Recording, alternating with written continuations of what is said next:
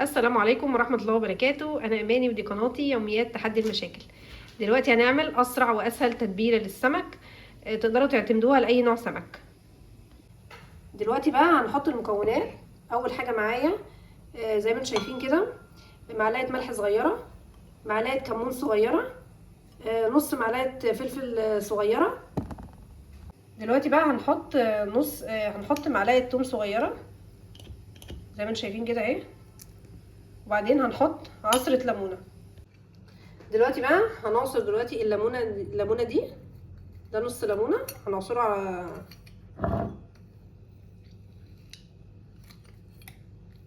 نعصر بقى النص التاني. عصرنا بقى النص التاني كده من الليمونه وبس كده. خلاص التتبيله جاهزه معانا.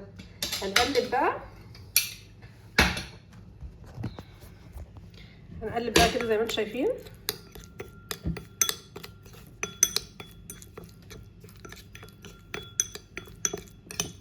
وخلاص التتبيله كده جاهزه معانا. في بعض الناس بيضيفوا فلفل عادي، ممكن تضيفي فلفل عادي، في ناس ممكن تضيف بصل عادي براحتك، بس دي التتبيله الاساسيه.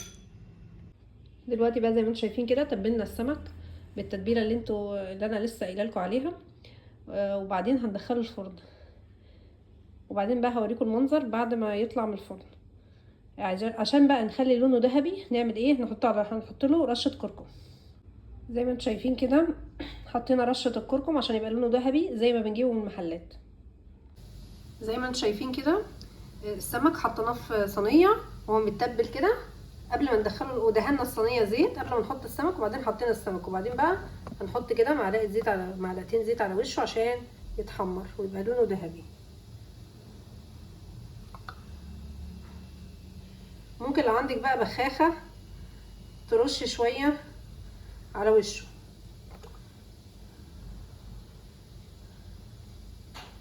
بس كده هندخله بقى الفرن. دلوقتي بقى هنبدأ نعمل معانا اول فكرة من افكار السلطات اللي ممكن نستخدمهم في اي عزومة او اي وجبة معانا. اول حاجة هنقطع الطماطم.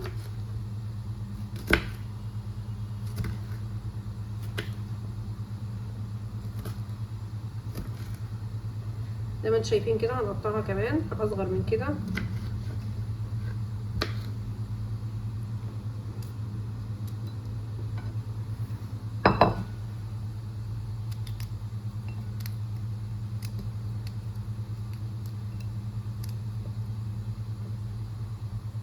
دلوقتي بقى هوريكم ازاي نعمل الطماطم، اقصد ازاي نعمل السلطة بيبقى طعمها مختلف.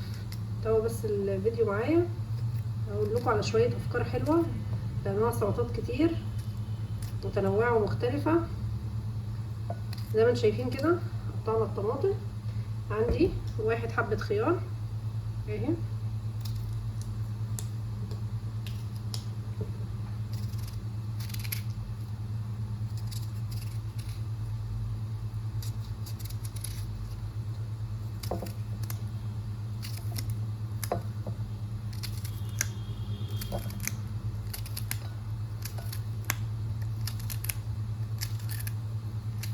زي ما انتم شايفين كده. قطع بقى الخيار قطع صغيرة، اللي بيحب بقى يقطعه قطع كبيرة يقطعه، هو حر.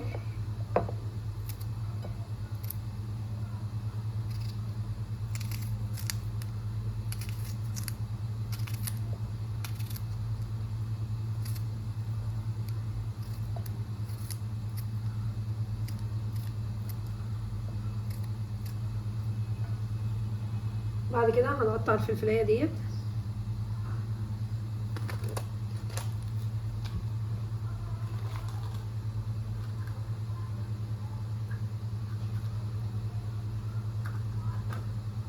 اهي فضيناها من جوه بقت تحفة اهي. نفتحها كده خالص هنلاقي لسه فيها بذر كده هنشيله.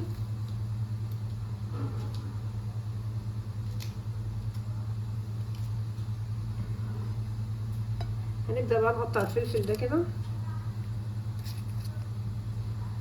اهو بسرعة جدا اهو.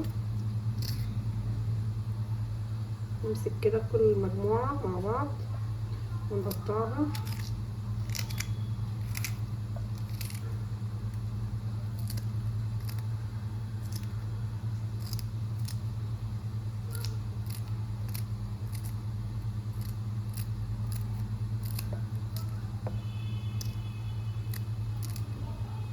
بعد كده عندي الجزرة دي هنبشرها واوريكم بقى منظرها. ده بقى شكل السلطة لما حطينا الجزر عليها متقطع. دي بقى السر اللي بيخلي السلطة طعمها مختلف، وكل الناس اللي هيدوقوها هيشكروكي عليها.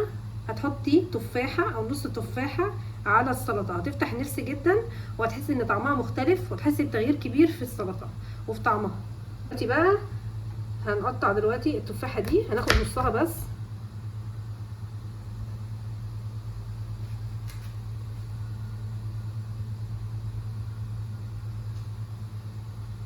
ده بقى شكل السلطة بعد ما عملناها بالتفاح. بصوا شكلها كده يفتح النفس وتحفة جدا. ودي بقى كانت اول فكرة معانا من انواع السلطات اللي تفتح نفس كل اللي حواليكي وكل الاسرة تشكرك عليها. ده بقى منظر السمك بعد ما طلع من الفرن، شايفين شكله رائع ولذيذ ازاي.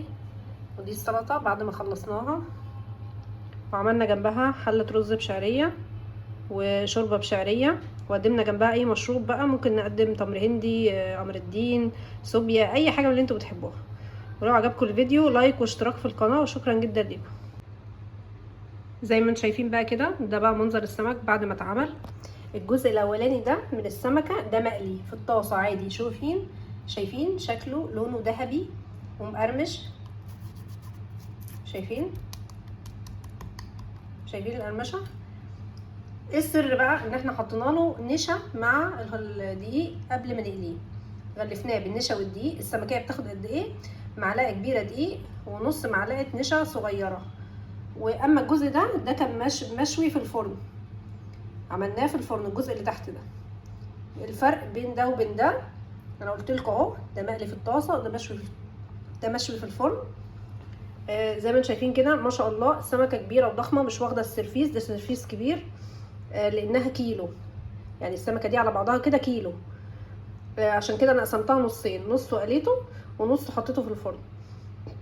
زي ما انتم شايفين كده، ده بقى منظر الوجبه. ولو عجبكم الفيديو لايك واشتراك في القناه، وشكرا جدا لكم.